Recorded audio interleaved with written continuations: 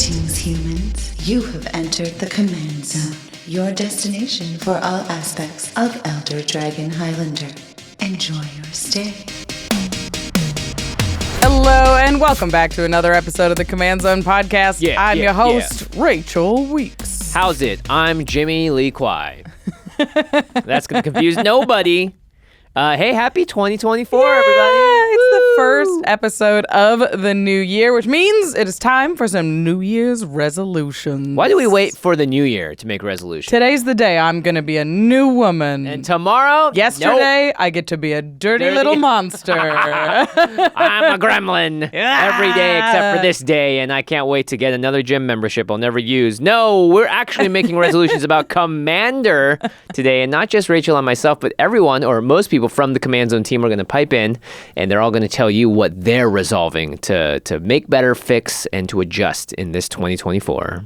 But before we get into it, let's talk about our sponsors, cardkingdom.com/command. That's right, everybody. You need to buy cards, you need to get cards, singles, sealed product, and more. Why not shop from a place that provides not only great customer service, but also supports the show you love? Not just the podcast, but also game nights, extra turns.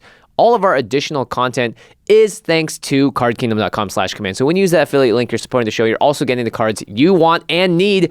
Maybe your New Year's resolution is to trade in some cards. Well, Card Kingdom's got options for that. Maybe it's to get a new friend into the game. Card Kingdom's got options for that too.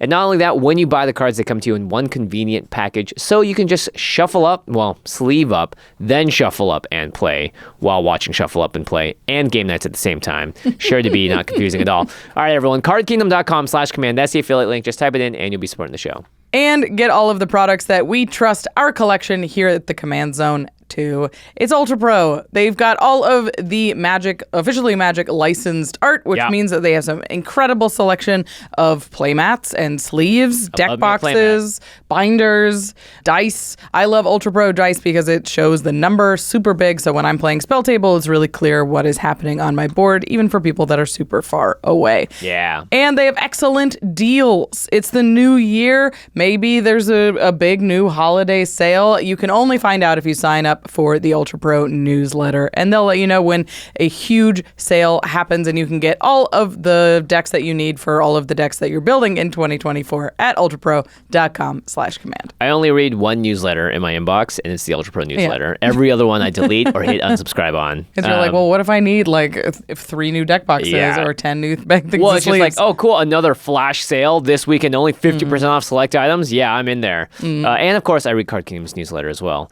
And there is another kind of newsletter. It's not really a newsletter. It's actually just Patreon. It's patreon.com/commandzone. That's the last way to directly support the show. And great thing, patrons, they get everything. They get extra access. They get access to extra turns and game nights a day early, ad-free. They get to join our Discord, which is a thriving community of a ton of similarly minded Magic players to either share advice about decks, to talk to Josh, myself, Rachel, other people from the staff in our Asks Host section. You want to check it out, patreon.com/commandzone. There's a ton of value there, especially at the higher tiers. And we're always polling our patrons now for answers to questions that we're going to bring up in episodes. So your voice also gets heard as a community out to the wider world. And we shout out one lucky patron every episode. So this week's episode is dedicated to Trevor Rumach. Trevor, you rock. You Rumach. Rumach? I don't know. Rumach? I don't know. Rumaf, because laugh. That's it, yeah. Yeah, that's definitely not English is hard. Yeah, English is hard. Today we are talking about the Commander New Year's resolutions that we are making in 2024. Can't believe that it is 2024. I feel incredibly old. Of course, New Year's resolutions are often like losing weight or learning to cook or starting dating. Starting dating. Yeah. Yeah, but really buckling down on dating. In general, it is resolving to get better at something, to focus on another aspect of yourself that you're like, I'm going to work on this, I'm going to put some effort in, and I can't wait to see the results. Yeah, resolutions always work. But we're going to do our best this year, the Command Zone team, to resolve to be better Commander players, whatever that means to them. Obviously, that could mean a more skilled Magic player. That could mean a more prolific deck builder. That could mean that your collection is just a little more organized. Yeah, there's a lot of different aspects that Commander players and board game enjoyers, right? Gamers in general, there's a lot of different avenues you can go down here. And we're making a resolution. We want it to resolve, so don't counterspell yourself. Don't mana drain yourself until next year. I'm excited to see what the staffers have to say. And of course, Rachel and I will be piping in as well. Without further ado, let's turn it over to the Command Zone team, find out what they're resolving to be better at this year. Yeah. All right. We've got Jake Boss here with a New Year's resolution for this year. Commander New Year's resolution. Yeah. I think I could be a better person in Commander next year. Yeah. So what I'm thinking is I need to be building more online first before pulling all the cards in paper. This is a great one. Because ARCHIDEKT is great. I've used plenty of deck building websites to, start ideating and stuff. I'll be in line at Disneyland trying to figure out, what goes with this and what EDH rec. And if I stuck to that more, I would waste a whole lot less of my precious evenings going through my entire collection of 10,000 cards and being like, this one gets some basic land into play. Right, I'll get that one. And then you have a stack of 200 cards that you also have to put back. Right, and they're not even the ones I need. I need to do an order anyway. Yeah. I need to be playtesting, building the deck online and all that stuff. Because a lot of it, too, is I need to see the cards in one place, and that'll just scratch the itch, and now I don't need to build it in paper at all. Yeah, I found that's a really big thing for me. Like, if there's a deck that intrigues me, that I'm like, ooh, I think that would be cool. Like, I built like a Gruul Storm deck, and I was like, that's neat. It's green and red. Whoever thought of that, you know?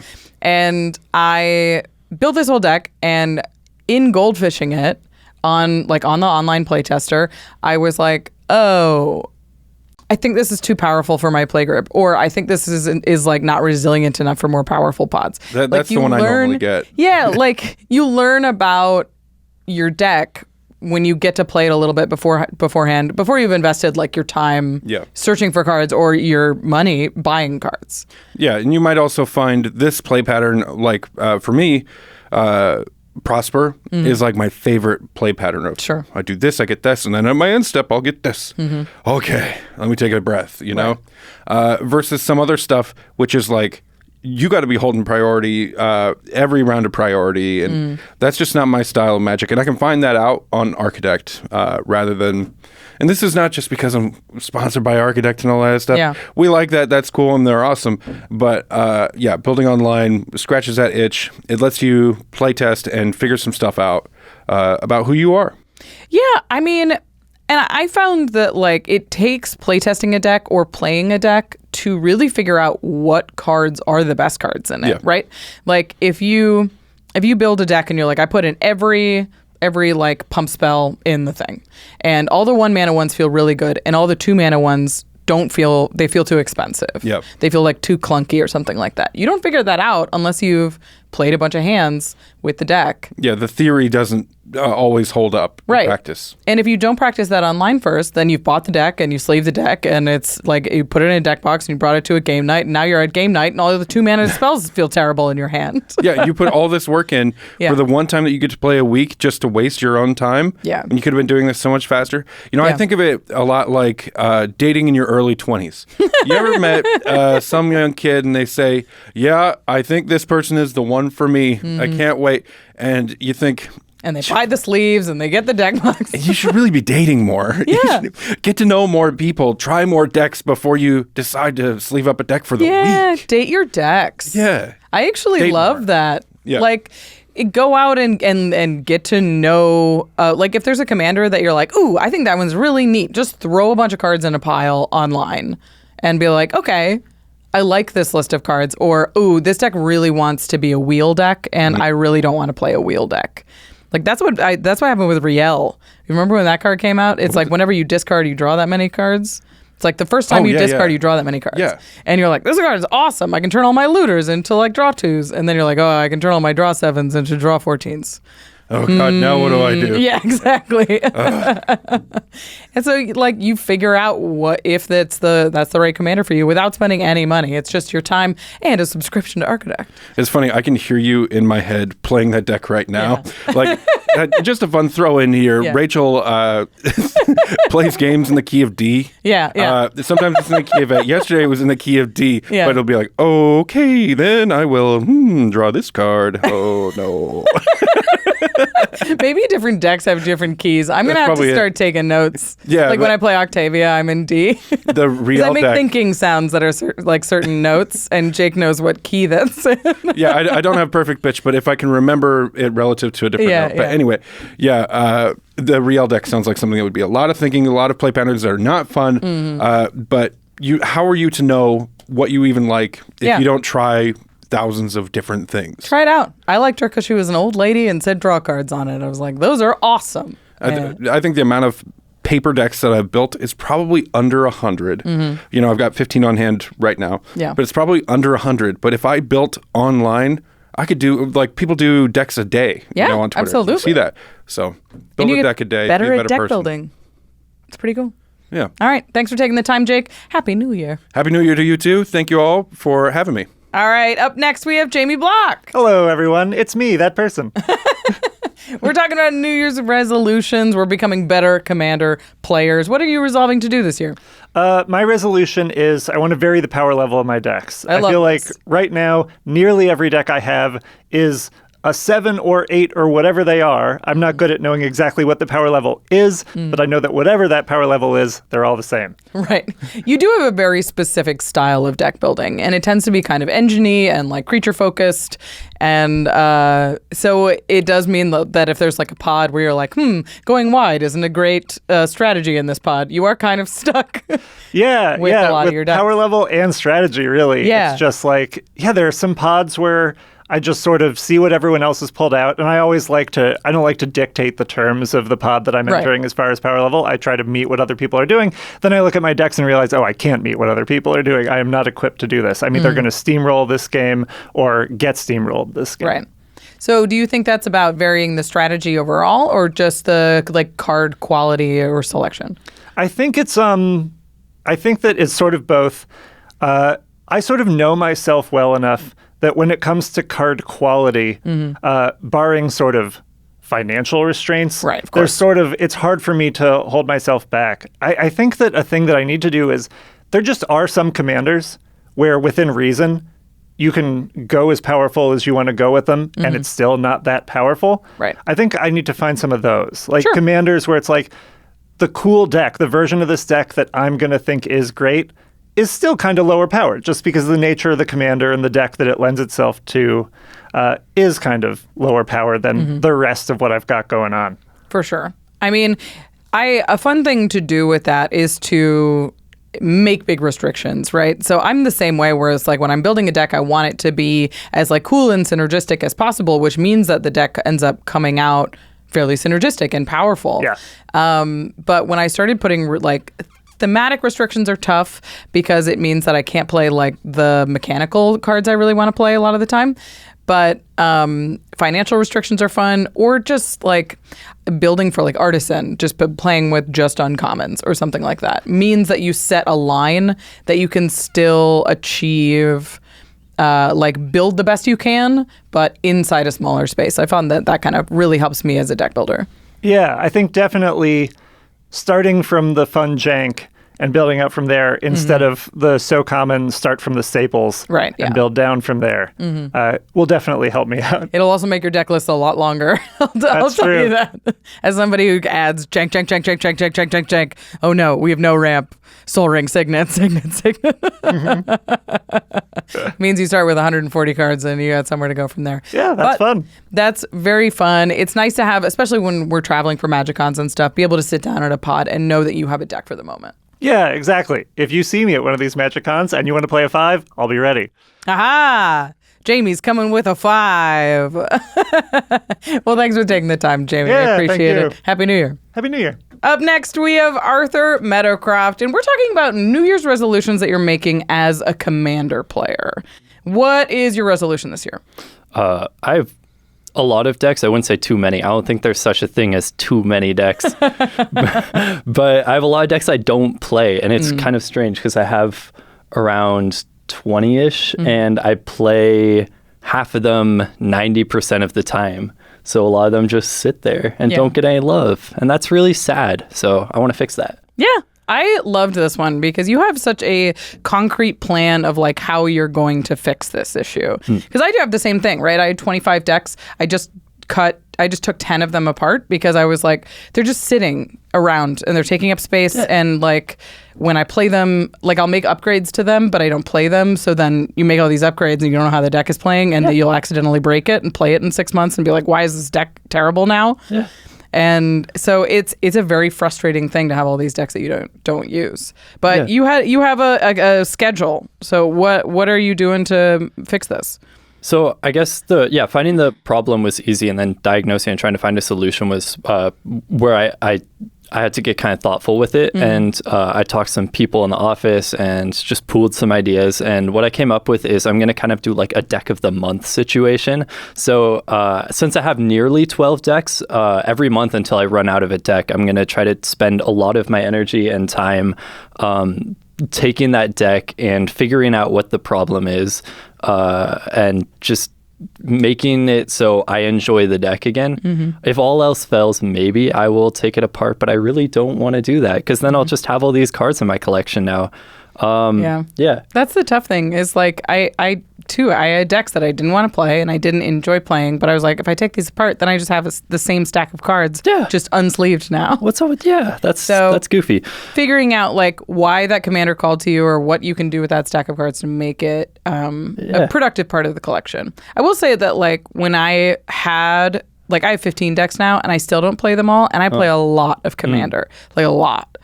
So it feels like giving the attention so each deck has like a specific reason that you love it is cool. It's like spending the time with it will build the connection that you need. Like, is that crazy? I feel like I have emotional connections to each of my decks, whereas like this is a baby and that's a baby and this is a baby and these are some decks I built. I was thinking about Cheaper by the Dozen with Steve Martin, right? Yeah, okay. Like, so he has 12 kids and he loves all of them. So is there... If I have more than 12, like, will I not love some of them as much? That's my worry. And I don't know. I don't know where the line is. Yeah. But I think it's just figuring out how to make the deck go from, like, a deck I built because I thought the commander was cool to, like, a precious memory, which is, like, there's certain decks that I built that I'm like, okay, this is a forever deck. Even if you hardly play it, it's like the concept of it. Yeah. It's like I have a Rakdos Lord of Riots deck. I love it. I can never play it because it doesn't live in a play pat like in a power level that we ever play. It's like an 8 where it's like it's not a 7 but it's not a CDH. So it's like, what do you do with that? It's got Dockside in it, but it's trying to do something dumb. Like that's the deck. So I don't get to play it, but it's like tricky. It's a really powerful deck. So and it's a really fun deck that I have great memories about. So I wonder, it'll be an interesting process to see you take decks that you don't play and try and turn them into stuff that you like have affection for. Yeah, so here's some of my strategies. Yeah, I want to know how you're doing that. I've thought about it. So first I want to like remember what the spark of joy is that led me to build the deck. Because there's so many commanders out there. So obviously like I picked this like commander for a reason. I picked this strategy for a reason. So it's just reminding myself what that spark of joy was that led to it. Then pursuing that and looking at the cards that fit into that mold and being like, why? Like I probably chose to take it out because a specific card because it was like underpowered, and I was like, in theory this is a fun idea, but now that I like have it together, I realize wow, that actually kind of sucks. So maybe I do need to just go back to that though and be like, even if it's bad, at least it's what brought me joy when I thought about building the deck. Right. Yeah. I mean, one of the resolutions, I think we will have talked about it, hopefully. That we could do a little teaser, but Jamie resolved to build decks of more power levels because he feels like all of his decks are sort of on the same field. So it's actually nice to have a little bit of a variety. So when you're like, I'm playing with newer players or this person only has a precon, you have a deck that you can pull out that you still like to play, even though it's, maybe not doing the most busted thing ever. It can hang with that person that you want to play with in that moment. Yeah, that's really insightful. Yeah. I think some of the other strategies too, not using colorless or deciding if I should or shouldn't use colorless cards as a crutch. Because there's so many colorless cards and you can just fit an equipment into any deck, right? Yeah. Doesn't need that equipment. I need to revisit that and be like, what's the skew of colorless cards in a deck and is it where I want it to be? Yeah, using too many colorless cards can make your decks feel samey because you're like, I run, Mask of Memory in every single deck or something like that. Yeah. And then also using powerful cards or good stuff cards either as a crutch or evaluating their role in the deck and if it's where I want it to be. For example, putting Jeweled Lotus in a deck that is weak, is that going to ruin the deck or not? And deciding that kind of thing. Yeah. I mean, if you're running a deck that's lower power and it has a Jeweled Lotus, it can make it feel like it's living in two places at the same time. Yeah. So deciding what you want the deck to be is a big part of it. If you're like, I want to play this at this kind of table, I want it to win in this kind of way on this kind of turn. It's a big process to like deck build in a really decisive way. So I love that you've taken like a reasonable amount. You're like one deck a month. I'm going to play games with it, going to figure out what the problems are, and we're going to endeavor to actually solve them and make all that work for something. Yeah. Very cool. So I love it. That's where I'm at. Yeah. Well, Happy New Year. Good luck with your resolution. And thanks for your time. Yeah. Thank you. Bye. All right, up next, we've got Damen Lenz. We're talking about Commander New Year's resolutions. And you have a very specific one, which I love. What are you resolving to do in 2024?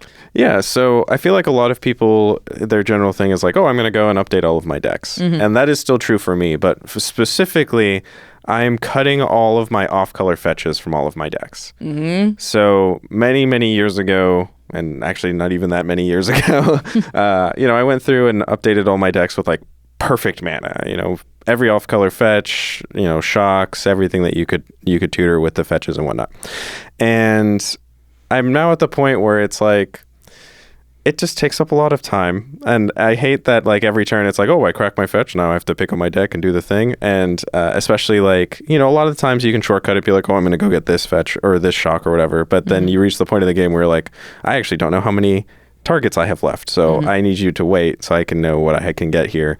And that's annoying and a little bit irritating. And the other thing is like, as I continue to build more decks, I'm rapidly running out of fetches. Yeah. And so, by going through and doing this, it's nice because when I build new decks, I immediately have the on-color fetch that I can put in. So I'm still running those, but I'm just not running every single fetch that is available to me. And I feel like personally, like a couple of years ago, it was a little bit more, I'd say, important. It like made more of an impact where it was like, oh yeah, I'm like really hitting my mana every turn. But now we keep getting some really good dual land options that weren't available to us before that make it so it's really not necessary to run all of the fetches. The slow lands were a really big deal. Obviously, absolutely. The battle bond lands, which were probably available when you made this change, but there's a huge selection of powerful untapped lands. Or even just fetchable tapped lands, which is nice. Yeah, like we got the Kaldheim Snow Duels, which I tend to run in my decks. We have the cycle lands. If you're running a 3-color deck, you have the triomes. And even in dual-color decks, like I like the pathways because it gives you that flexibility when it's in your hand and stuff like that. So the pathways are nice. Yeah, and so like I'm just trying to go through and make it so I'm spending less time with my deck in my hand and making everybody wait on me, or even if you do the play thing where it's like, oh, on the end of your turn I'm going to fetch and do the thing, and it's like just being able to take that any amount of time away from a game, and it's just a little bit of time, but it's a little bit of time that adds up as you play a lot of games, because we play a lot of games at Commander, and so just getting that time back is really nice. I mean, and we don't think about this, but like every time you shuffle, you put wear on your deck, you put wear on your sleeves, like you put mental wear on yourself. Like it does add bandwidth, even though you're like, you don't think it's anything. Plus for me, like seeing an off-color and seeing an off-color fetch in my deck, I'm like, why is there a black land in weird here? Like it's not, it doesn't like feel on flavor for like your Azorius deck to have a white-black, like a Marsh Flats or something in there. So it's kind of nice that it's just like I'm streamlining the vibe and you just don't need it anymore is the reality. Yeah. So. Exactly. So that's been a huge thing for me. And I'm excited to continue to go through this process. I've started a little bit doing, decks as I get to them. And hopefully hopefully not long, I'll be totally done updating all my mana bases and then be able to put all those fetches and all the new and exciting new things that I'll be building this year. I love that. I think that's very specific, very doable, and makes your life as a Commander player easier and your deck building a little bit easier too. Yeah, definitely. Thanks for taking the time, Damen. Yeah, Happy New Year. you. Happy New Year. All right, some classy and very nice resolutions there. Hopefully, as you're listening along, you're getting some inspiration as well for some resolutions that you may want to implement for yourself. I know I certainly have been. Yeah. And we've heard from a lot of our team, but we haven't given away our resolutions yet, and we have yet to hear from Josh Lee Kwai. So stick around after a few words from our sponsors. Hey, everybody. We've got to make an apology. Yeah, so we had our first stream on Whatnot a few weeks ago, and we offered Game Night's mystery boxes. Oh, it's got a good pull. What we got here? Whoa! Obviously, we were hoping they'd sell out, but what we didn't expect is that they'd all be gone in under 1 minute.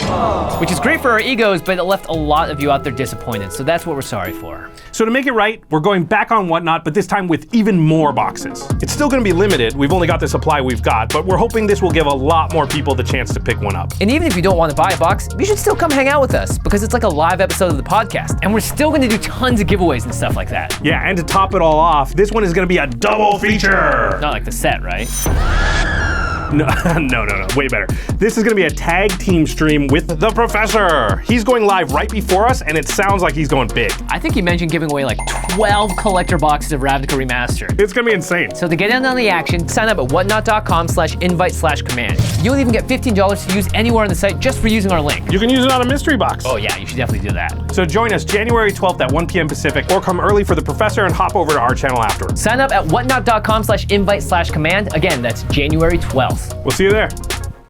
On the night of the alleged incident, you claim you were in your apartment all night, correct? Yes, playing Marvel Strike Force. I'd finally beaten Apocalypse for the first time. Objection! On what grounds? There's no way he beat Apocalypse. His basic attacks can tear through top-tier heroes, and his resistance is through the roof. And we're supposed to believe that this man took him down? Order in the court. Counselors, approach the bench. Do you believe the witness's claim? Your Honor, with the right strategy, it can be done. My client could have used Captain America paired with Captain Carter. Cap taunts and soaks up the damage, while Carter heals him and revives any fallen teammates. Your Honor, this is pure speculation. Overruled. We need to consider synergy. He also could have used Magneto and the Death Seed team. If you add in Archangel, all of the team's crits turn into healing. That gives you enough time to whittle down Apocalypse and his allies. That's not how I did it. I paired the Eternals with Red Hulk, Rogue, and Kang the Conqueror. With Kang's speed, Red Hulk's AoE damage, and Rogue's sheer brute force, I was able to knock out Apocalypse before he even had a chance to make an opening statement. That sounds viable. I call for a 5-minute recess. Marvel Strike Force. Click the link in the description and download it now for free. We find the defendant guilty of being great at Marvel Strike Force. And also parking in a red zone. All right, my new deck list is complete. Now, let's see which cards I don't already own and buy them. Wait, how'd you do that without going through a million boxes? Oh, I just use ARCHIDEKT. They make it super easy to upload and manage your collection. Then, when you're done brewing a deck, you can sort it by collection status to see what you already have. So this group is just cards you don't own? Yep, I just click buy this stack, and it takes me right to Card Kingdom. Whoa. ARCHIDEKT is the best place to browse, brew, and playtest Commander decks. Just go to archidekt.com/commandzone to get started. That's ARCHIDEKT.com/commandzone. All right, welcome back, everybody, to the Command Zone podcast. We're here in New Year's resolutions for Commander from our CZ staff here. Next up, we got the one, the only value king himself, Josh Lee Kwai. I wonder what he's gonna say. He's one of the best Commander players I know, so I hope it's like, you know, just to walk it back, to have more fun. To have more fun, to play less, to win less. That's definitely a good resolution. To pay the one more. Wow. Or for us to pay the one more. I don't know. Well, let's hear from Josh himself. Up next, of course, it's Josh Lee Kwai. We're talking about Commander New Year's resolutions. Right. Being better Commander players in 2024. What are you resolving to do next year? First, I want to say it's weird to sit on this side of the table. Yep, sorry. You guys get to see the other side of Josh's face.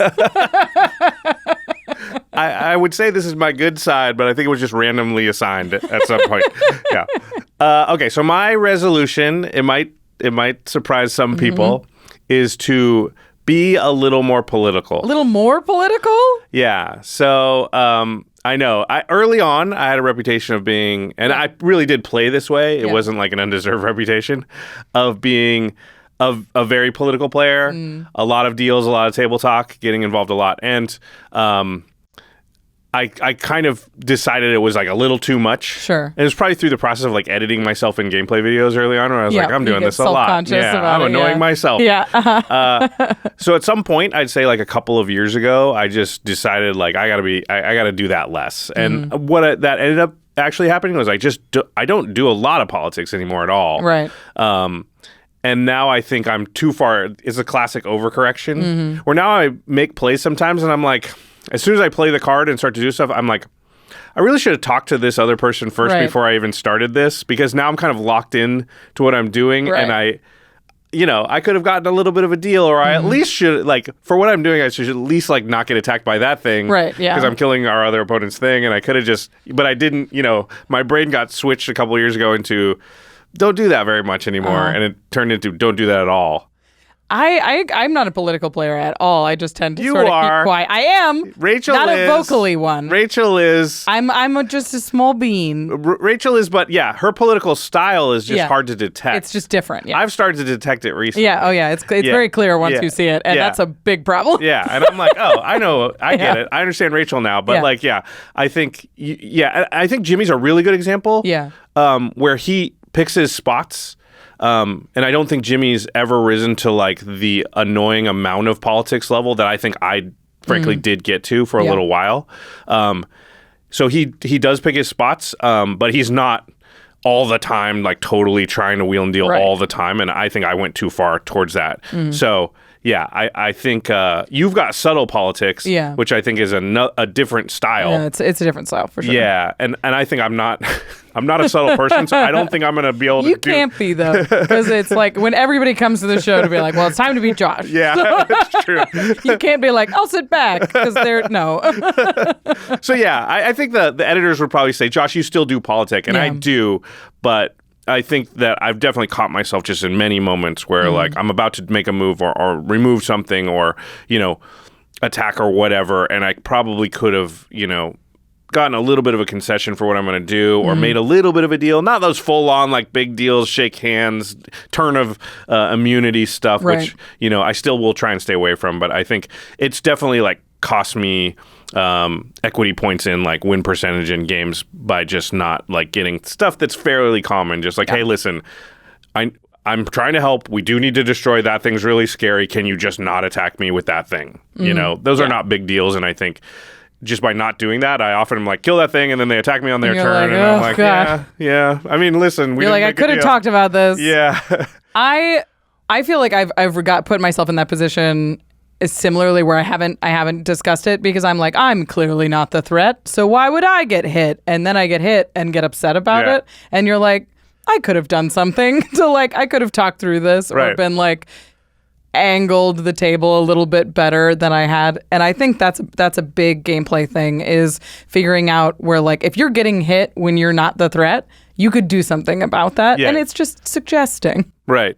I think a big thing for me, too, is I just need to keep in mind part of the annoyance that I was causing myself, and I think, probably others, therefore, it was also just the vehemence of it. So a lot of it is just like, hey, listen, I'll offer the deal. I should do this, and just like not press it real hard. Sure. But I'm going to, you do it, and if they, waffle or whatever, okay, well, let's just keep the game moving. I don't want to like, press and press and press. So I think... But it's just so hard. It's so much easier in your brain to be like, do or don't. It's so hard to be like, sort of do, a little bit, like a 5 out of 10. Like, that's just it's a harder target to bullseye. So for sure. I found like that, like how I behave at the table is something that I would like to be more in control of, because you do get in positions where you're like, I may have played my cards perfectly, but if I didn't play myself perfectly, then that's where I can get frustrated, or that's where I can lose, where I feel like I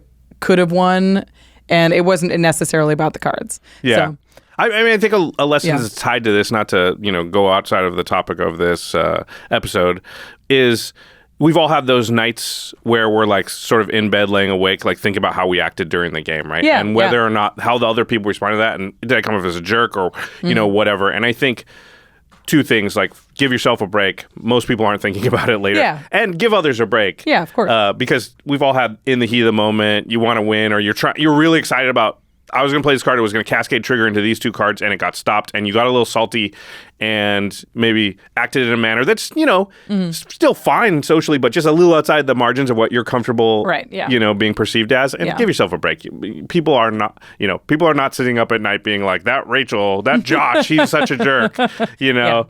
So, yeah, I think like, that's something to keep in mind. Yeah. Thank goodness we stopped that cascade turn. That could have been bad. Yeah, exactly. That's exactly. They're not thinking about like, oh, they made a little snide comment, you know? That was probably 2 words they didn't even notice. Yeah. Exactly. Yeah. Well, I love this. I was just checking. This is our first gameplay resolution. What's everybody else's? It's about like organization or brewing or something like that. And I like that this one's like, you know what? I'm going to keep an eye on this specific thing in my gameplay. So that's pretty fun. Cool. Well, Happy New Year. Happy New Year, everybody. Happy New Year, everybody. Can I sit on that side next time, though? Yeah, that's fine. Yeah, sorry. My left leg's just not used to the pressure. Yeah, it's like I'm going to fall off this chair. It's weird. All right, up next, we've got Gaurav Gulati. We're talking about New Year's Commander resolutions. That's right. What are you resolving to do to make yourself a better and happier Commander player in 2024? Okay, so for 2024, I am going to try to resolve to, I don't know how to say that, to... It resolves. It resolves. I'm going to try to build decks that are a little more simple and readable as a board state and less complicated with mechanics that kind of gum up the board and make it hard for players new and old to figure out what's actually going on. So let me give you an example, which I wrote down because board states can get really complicated. Imagine you have a game with these 4 commanders. You have Rocco Street Chef, who exiles the tops of players' libraries and puts +1/+1 counters, makes food tokens. A little complicated. Yeah. Then you got Orvar. Now Orvar makes copies of copies of copies of copies. I haven't any played kind of permanent. Any permanent. I have not played against an Orvar deck that hasn't done that. Like there's no other way to build Orvar as far as I know. Yep. So there's your lands and your rocks and your Orvars. It's wild. All sorts of things. Now, imagine on top of that, there's a Tovolar deck, which is a werewolf deck. So now there's flipping werewolves, and you have to track day and night cycles, which is a whole other thing. Okay, that's 3 complicated ones. And now you have a Brimaz, who makes, again, double-sided tokens that one side is not a creature, the other side is, and then gets counters. And then there's also Infect-a-Track. Right, yeah. So, this is white-black Phyrexian Brimaz, yeah. Yes. This is Blight of Oreskos, yes. Now, that's a lot. There's a lot going on there. And that's like a totally regular pod. Yeah, and that could totally happen. Yeah, these are just 4 commanders. That's just popular commanders. Yeah, exactly. And 2 of these are decks I have built and have noticed, man, these games get really complicated, and it's not just the opponents that are doing it. My decks have gotten complicated to the point where I sometimes have a hard time reading my own board, and that is troublesome to me. I want games to go a little faster and hopefully become a little readable, not just for me, but for newer players who don't know as much about all the cards that have come out in the last 20 years. But, you know, as more sets come out, more mechanics keep getting introduced that complicate the board in different ways. I'm sure there's going to be triple-sided cards at some point. They'll figure it out. There already is. If you manifest a double-sided card, technically that's a third side. I did not think about that. That's quadruple side then. I don't know. I know Arena has like 6-sided cards, but that's absurd. Imagine when they do it in paper. There's a little triangle on the table and you have to flip it 3 ways. It like folds open like a pamphlet. Yeah. Anyways, before we get to that, I'm going to try for the next year is to build decks that don't have unique clone effects or build they make tokens that are unique. Like I know Belisarius calls another commander that has a lot of tapping untapping stuff, but it also makes 2/2 vigilance Space Marines, which is a very unique token, and lots of decks do unique tokens now. I'm not talking about treasures or clues or whatever. Those are fine to a point, but they also can get... There's like 2/2 beasts, there's 2/2 cat beasts, 3/3 beasts, 4/4 beasts. Yeah. Like dragons have their whole thing too as well. So as sets have gotten more and more complicated, I've decided that, especially when we're doing Commander, the most of the time I play Commander now is lunch here at the command zone. Right. And we only have an hour, if that, because we're eating at the same time, to play Commander. And so I want those games to actually end, to have like a resolution. And the more complicated things get, the more, time it takes to play that game. And that's kind of why I like I started playing CDH this past year and like how quickly those games resolve, not just because of power level, but those decks they're also cards that you've seen a lot and know exactly what they do. They're also less engine-based, where it's like, I think a lot of the time gets taken up in casual Commander, where it's like, whenever I do this, this and this and this happens, and this is doubled. Yeah. But this only happens once per turn. Exactly. And you're like, the time just gets taken up resolving all of those things every single time that happens, which is powerful, but... oh my gosh. Yeah. And I think this is interesting because it doesn't necessarily mean cutting back on like cool, complicated mechanics. It means reducing the amount per deck. Yes, exactly. Yeah. Not to zero. I mean, I can have one or two, but like if you take Brimaz, you're like, okay, I'm just going to focus more on incubate tokens, or I'm going to focus more on counters. And then I have one thing going on rather than like, also I have this card that incidentally introduces day and night, or this one that now the initiative's in play, and this like, so you just have so many permanents and so many things that you get to this point where we're at in Commander where your opponents will be like, I believe you. Yeah. Like, I don't know what's going on, but sure, whatever it is fine. That never feels good to me. I feel like at a table, whenever I say that to somebody, or I have to say it for my own deck. And another thing I want to bring up about complications on board state is that I, as a person, love Secret Layers, but some of their art styles have gotten a little of a way of like reading them is difficult. And especially the new Lord of the Rings cards that came out for the holiday season. The poster ones? Yeah, they look amazing, but they are a bit complicated to read. And I feel like I'm going to try to include less of those, include more base versions, just to help readability at the table as well. Because just make them recognizable. Exactly. Yeah. Maybe the commander can be special, but that's it. Like, like try to keep it as simple as possible.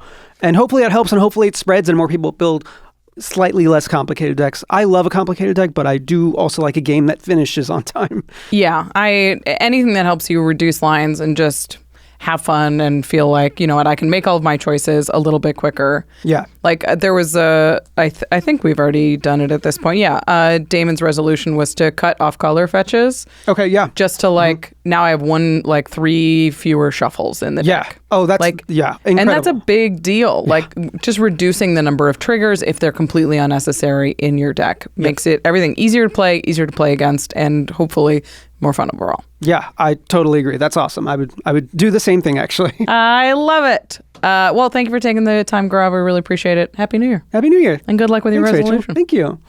Bye. Bye-bye. All right, up next we have Jordan Pridgen. Hello. Thanks for joining us. I'm glad to be here. And my resolution is to brew more and build less. I like this a lot because this says like you don't want to get not as excited about commanders. Yeah. It just means spending less money.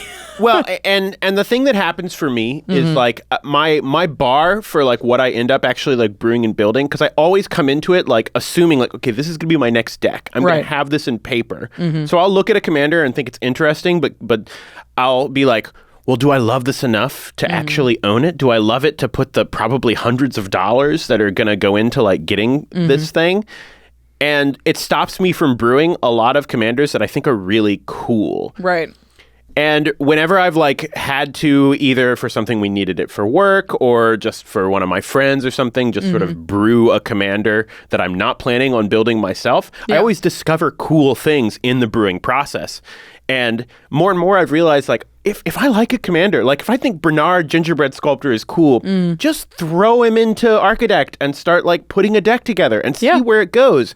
And if it's not something that ends up being like this perfect deck that has to, actually live in a little box on my desk, then I can just go, cool, I learned something from that. Here's some cool interactions, and move on to something else. You absolutely, and that's practice, right? Yeah. Like just throwing a list together and playtesting it a few times and being like, oh, interesting, I like this, but not this, and these two work really well together. Yeah.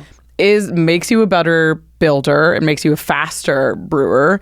And when you're building a commander that you just kind of like, you don't have to cut it down to 100 cards. Definitely. Yeah, you can experiment and have fun with it. And I think it can also make it like it'll make it easier to get decks to the point, like when I get a new deck, it'll make me better at getting it to the point where I can, actually have it ready to play. If I do want to make it new, because I put so much mental investment in the idea of each deck I build being perfect, instead of just kind of like getting the rough draft down, that I don't build as many as I'd like. And there's been a lot of new sets that have come out, and I've been like, this set, I'm going to build a new one. It's going to be great. It's going to be cool. And then I'm like, I never find the one that's perfect enough in my mind to get over that first hump. Whereas if I just took the first commander that made me go, oh, that seems neat, and just brewed something around it, maybe I would end up with that deck. Right. But I would at least like learn the set a little better and learn how the mechanics worked between the cards and, get a new experience out of it. And I want to do that more often coming up this year. I think that's perfect, because like brewing decks is so much fun and does scratch the itch a lot, and you don't have to spend anything, right?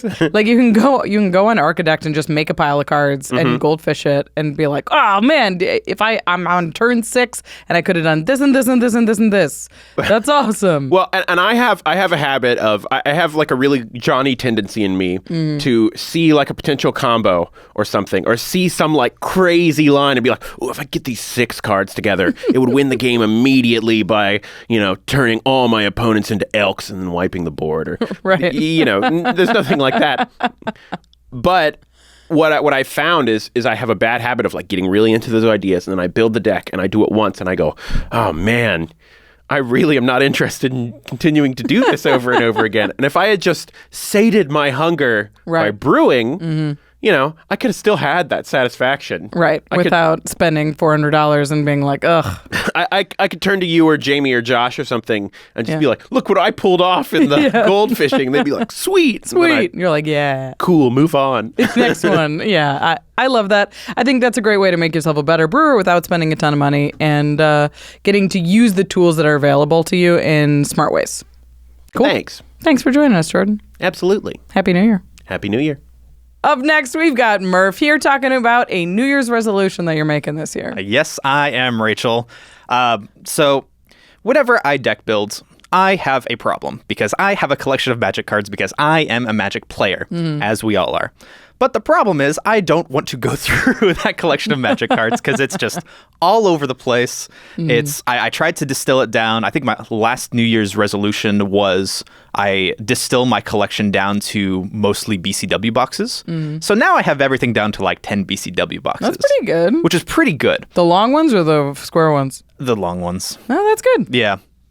So it's better, but whenever I'm building a new deck, I still don't want to go hunt through all those boxes for all the cards that I could potentially put in there. Because say I want a Skull Clamp, I'm like, well, I have a Skull Clamp probably because it's a commander card that I know Rachel really loves. So I don't want to sort through everything, but I feel like I have to, otherwise it's value wasted. Because again, I'm a commander player. I don't like wasting value. So my New Year's resolution for this upcoming year, I think, is to distill my collection down even further. So what I'm going to try to do is get everything down into a trade binder that's like $15, $20 or more stuff. Okay. And then everything else, just get rid of. Sell it. Turn it into cardkingdom.com/commandzone. Just command, actually. Oh, it's just command. But thank you. Yes. But honestly, Card Kingdom does have a really good buy list. So whenever I try to get rid of cards, that's the way that I usually do it. And they have really good prices on store credit. So you can turn in a lot of your collection and then get store credits. So I really want to get rid of all of my like $5 to $10 Magic cards, turn into Card Kingdom store credit, because whenever I buy a deck, I don't want to be going through and finding just these few cards that I probably have. I just want to say, buy this list, Card Kingdom list, import, go, buy it all. You build mostly online, right? Yeah. Yeah. So like you put a whole deck together online, and then you either have to be like, okay, I probably have these 5 cards, but maybe I have these. So you have to look through the whole collection, try and remember what was in the deck while you're looking. And it takes a lot of time, and then on top of that, you have to put all the boxes back. You have to like clean up after doing your due diligence, or you could hit add to cart. It is also legitimately male. stopping me from like building decks because I oftentimes will build decks on the go. I'm not at home sitting in front of my computer. So when I'm out and about, I'm like, on the go? Yeah. Like while you're walking around? I mean, yeah. Sweet. Do you never sit down at a restaurant and then you're waiting for your food and like, oh, I'm going to tinker with a deck online? Not really. Not really? I build mostly on desktop, but I think I'm a boomer. In Barcelona, we were on a high-speed rail train, me and my dad, and I put together a deck list. That's cool. Over it, and I thought that was very neat. But anyway, I see your deck lists a lot on the go, and my problem is that I can't be like, all right, I've playtested this enough, I think it's good to go, let me buy. I have to be like, all right, well, let's wait until I get home and look through all of my collection, see what I have before I purchase the cards. And I just never do that. Right. And so as a result, I just never get the deck. Right. So you're just buying more and more cards, which means you have more and more BCB boxes. BCB? Yeah.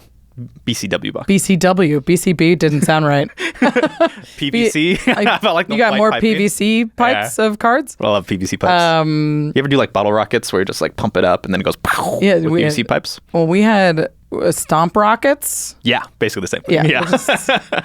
I love those. It's like a balloon of air. You step on it, it shoots it's you know. Yeah. It's a good time. Anyway. You go get out of the tree. It's a whole thing. Less magic cards overall to get the magic cards more of what I want overall. Right. And I love this point that you're like, all right, I'm going to take the cards that I have and I'm going to turn it into credit and I'm going to so I can use the cards that I have in a way that I'm already using it. Yeah. And it just, like, on top of you having less stuff to store. Yeah.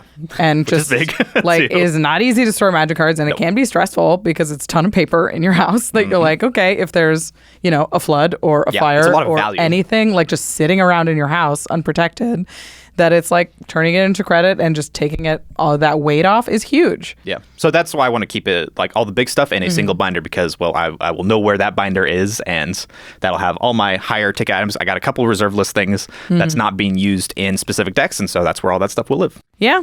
Doing like a couple of binders in one box of like $10 cards that you're just like, I'm going to save my lightning greaves, I'm going to save my skull clamps, and I'm going to have like this many cards to look through for the like $10 cards. You know, that's a good point. I think we'll cut it down to a single binder and one like long BCW box. And that's just like stuff you're definitely going to play. Yes. Where you're like, I'm going to need a cultivate. I'm going to like, but I don't even think I need cultivates I don't anymore. know. Sure. If you don't play cultivates I don't anymore. play cultivates much more anymore. Fancy over here. I'll just get rid of all my cultivates. See, cultivates I can just buy again if I need a That's fair. Yeah. Right? Like if it's anything that you're just like, it's annoying to spend $8 on this, then it's nice to have those around. But very much so. Again, your time is precious. And if you're like already have a deck and you know exactly what you want, it's frustrating to be like, well, I have this version that's like slightly worse and I could not spend the money, but it's just, ugh. It can be a lot of like clerical work being like building a deck and being a Magic player. So cutting back on that takes a lot of weight off of you and leave some more space in your apartment for video games. Yeah, more video games. Well, Happy New Year, Murph. Thanks for taking the time. Thanks.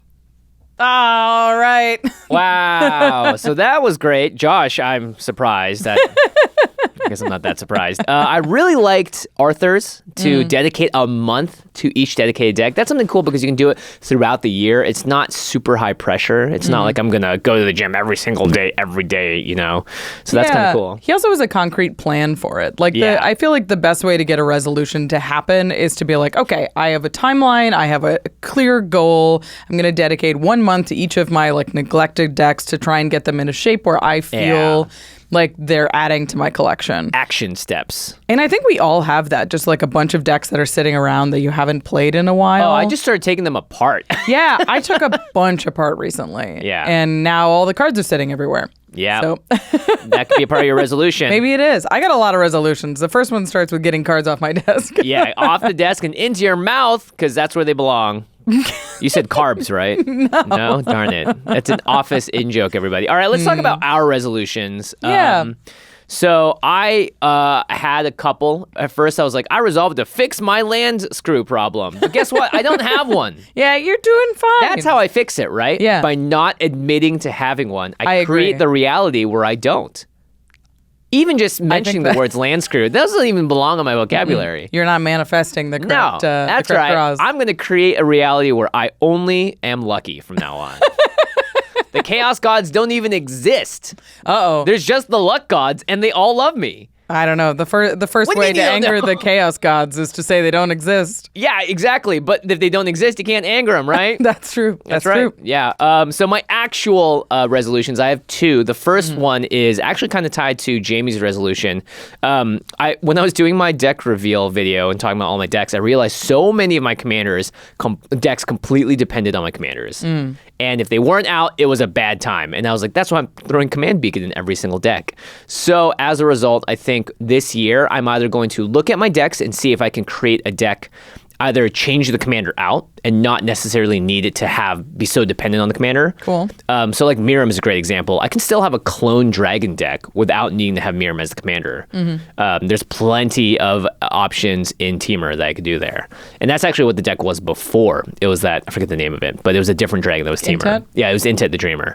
And so I think that is going to be when I build new decks, I'm going to think about it in a way that is a little less dependent on the commander. That's cool. It makes your strategy a little bit more resilient. Yeah. And it means that your deck is always going to be doing the thing, even if you're eating a lot of removal spells. So it will hopefully make your gameplay more fun too. Yeah, it's like a double whammy too if I'm down on land drops and I have a commander that when it dies, I'm out of the game. It's like you're doubly out of the game at that point. But if your deck is a little more resilient, has more flexibility, then it's a thing that will, I think, be very helpful. And my second resolution is I'm going to start selling more of my cards. Yeah. It's similar to what Murph had, which is cutting down the collection. I just don't need the collection size I have right now. I have a baby boy, maybe more on the way, who knows? And I think it would be, responsible of me to not be hoarding cards for no reason at all and instead investing my time and my efforts into something that will provide for the future. So if you want to buy cards from me, you'll probably hear about it on Twitter. I think that's a huge one. I mean, there's so often that you look around your house and you're like, there are cards everywhere. Yeah, and I don't know where half the cards are. And you pick up a pile and you're like, oh, wow, I remember when I drafted this 17 years ago. And wow, oh my gosh, this is a rare in here. I could put this in this. I just bought this. Whatever. Yeah. But maybe that's a segue into your resolution, Rachel. Yeah, so I've been doing a lot of just shopping, and I think it came with, ladies love shopping. I said it and was like, oh my God. It's okay, men love shopping too. The shopping's fun. I think it goes along with Wizards released a lot of new treatments and new borders and new arts for different cards, and I was like, oh, I have to get the full art one for my deck that has a lot of full art cards in it. And I gotta have a backup. Yeah, and it just in case I need to build with another one. Yeah, and totally. it means that I'm buying a lot of cards that I already have. Like I have 2 Smothering Ties sitting in my binder right now. Just doing nothing. And I'm not putting them in decks, and I bought a full art one because I was like, well, Feldergrift needs the fancy one. I mean, yeah, you got an upgrade. And you're like, this is silly. I've got so many cards that are just sitting and wasting, and I'm spending so much money on stuff that I literally have the card that functions exactly the same. Right. So I think this year I'm going to try and use the cards that I already have as much as possible and really cut back on adding to the collection. So I guess that's something that goes along with what Murph was saying. I'm not going to sell off a bunch of my stuff. I just want to make sure that the collection I do have is better organized, and I'm actually using what I already have. Because the frustrating thing is having all this space taken up by cards and also buying a whole bunch of new cards that you have to put away. So, and at a certain point, you're like, my binder's actually full. Yeah. I have to take stuff out. And then you have to buy a new binder to get more card. Like, there's just so much money that goes into this. Into this hobby, and I've put a lot into it already, and I feel like I have what I need to be happy with my decks. I just need to be a little bit more organized to make sure that everything's working the way it should be. Yeah, and a philosophy that's just a very easy one for everyone to understand is like when you get rid of something, you make room for something new. Right. And so first, I think, is taking stock of what cards you have. That's what I'm doing right now. Just like really getting everything off of a pile on the desk into a place where I understand what it is and if I have it. And then realizing, okay, do I need this again? No. Can I get rid of this? Can I trade this away? Can I even give this to a friend? I've been giving cards away too.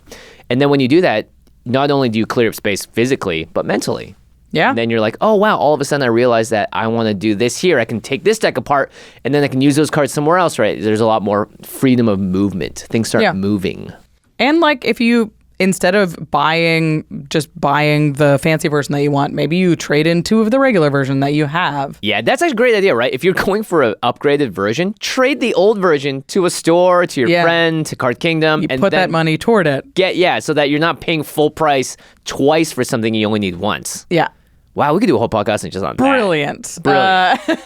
Yeah, the finances of this game are so tricky and it's so expensive, but it doesn't have to be, as if you can like invest at the right time in the right place and you stay organized. So my goal is to get a little bit more organized in my collection this year and hopefully free up some cards to build some fresh new decks. Nice. Fresh new decks on deck, everybody. Ladies love shopping. Especially at cardkingdom.com/command. Actually, but first, before we get to that, let's say to the listeners. Oh, yeah. You've heard a bunch of resolutions from our office. What are your resolutions? Let us know in the comments. Or maybe you have a tip for a resolution that you heard that's like, hey, I did the same thing. Here's something that helped me in my practice. Because ultimately, I think one of the worst things you can do is create so many resolutions, hear what we're talking about, and then go like, that's overcomplicated. I'm not going to do it. Yeah. Try and lessen the complication around things. I think that would be a great way to start. And if you have something that can help simplify as well, hit us up in the comments. Let us know what your resolutions are and how are you going to accomplish them this year. Yeah, get it done. And if you're buying new cards or building new decks or maybe just swapping them in for the fancy new one that you want, go to cardkingdom.com/command. Card Kingdom has a huge selection of Magic cards, which means you can always get exactly the printing that you want. Yeah. We're Commander players. We're picky about our cards. I know if I'm buying, like if it's an Ixalan deck, I want the Ixalan version so it matches all the other ones. So and the lands and all that stuff. Yeah, that really matters to me. So I'm specific about what cards I get. And I know that I can buy a lot of it all in one spot with Card Kingdom because they have a huge selection and I can trust that they're going to ship it professionally to me. So when those cards show up on my doorstep, they're in the shape that I ordered them in. I like having a professional process that I know my cards are not going to be damaged in the mail, or if they are and something crazy happens, I have a company behind it who I know I can trust to make it right. Yeah. So Card Kingdom is the best and we trust them for buying all of our cards here at the Command Zone. And you can do it while supporting the show at cardkingdom.com/command. And then sleeve those cards up, protect those cards, put them on a cool playmat. This is Gashoth, I believe, on mine. Yeah, this is Kutsil, I think. The sweet Mesoamerican treatments. Yeah. Ugh, they're gorgeous. They're so cool. These might be my favorite. Every time I'm like, they can't make a cooler playmat, they go ahead and do it. That's right, ultrapro.com/command. Every single time a new set comes out, there's going to be custom art. And now that we have so many treatments, another side effect of that is we also have more art on playmats, more options for playmats. And there's nothing more exciting to me sometimes than going to a table and seeing the 4 different playmats laid out, whether or not they correlate with the decks or not, just being like, oh, cool, that thing. Oh, man, on art that looks so much better when it's exploded onto a huge playmat. You can have that same feeling too when you upgrade your setup. ultrapro.com/command. Maybe that is a resolution I have this year as well. Maybe just replace all your sleeves. That's a really good resolution. Yeah, actually. Some of mine are gross. Yeah, you can recycle those bad boys, get them out of there. And Ultra Pro is also coming out soon. I don't think they're out yet, but Apex sleeves are going to be on the market soon. And we've tested them out. We had them in some of our mystery boxes at MagicCons, and they are an amazing technology. They have a great ability to print art on the back as well. So keep an eye out for those. When those go up, you want to sign up for the Ultra Pro newsletter. They will most definitely let you know there. So ultrapro.com/command. That's how you get there. That's how you help us out. Before we go, we're going to say thank you to our amazing team here at the Command Zone. Thank you to Damen Lenz, Eric Lem, Megan Yip, Gaurav Gulati, Jordan Pridgen, Jamie Block, Arthur Meadowcroft, Manson Lung, Josh Murphy, Jake Boss, Sam Waldo, Evan Limburger, Katie Cole, Mitch Trafford, and Josh Lee Kwai. Poke rap. Happy New Year, everybody, to our staff and to all of you who are watching. Hope 2024 brings you lots of good draws. Yeah, and we are happy and excited to be here for you, Commander-wise, the whole darn time. Yippee! Bye, everyone. Bye. Peace. Oh, boy. Nice. That's pretty good. That was a good one.